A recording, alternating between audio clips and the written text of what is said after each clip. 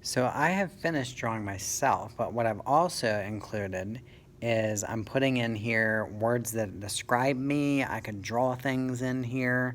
I like to go to the mountains. Maybe I could have some mountains showing here, like a little sort of landscape effect in the background. If you have a pet and you want to put your pet in there, you could do that. So here I've written the word teacher because I am a teacher, but then the words too, what I want to do is make them part of the art. So I've actually drawn the letters as shapes. What I'm going to start now is I'm going to start my plan for adding color. So my plan for adding color, what I'm going to do is I can go ahead and trace over some of my things like, there's not really, I have all these crayons, but I can't find one called Mr. Basden's Skin.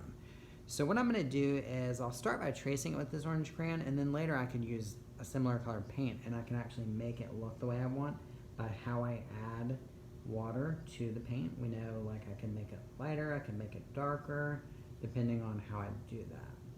So I'm tracing over here. Anything that's going to be the same color, I'm going to go ahead and I'm going to trace it with this color.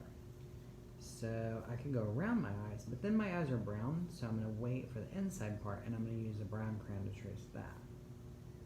So you might be using a brown crayon, you might be using an orange crayon, a pink one.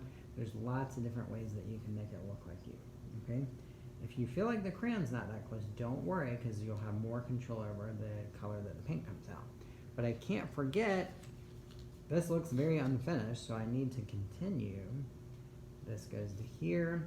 My face covering, I'm going to put designs on it. I'm going to make that a different color, so I'm going to trace that using a different colored crayon. So let's say I go with this purple color here. So I'm going to trace across here, try not to get that on the other part of the drawing of me. I'm pressing hard, so any paint I use won't cover up the lines and the colors. And then maybe I put a pattern on there. I've noticed a lot of people wearing different face coverings with all kinds of patterns and things on them. So then I'm going to go back to this version. So I would need to find a brown crayon for my eyebrows and my eyes.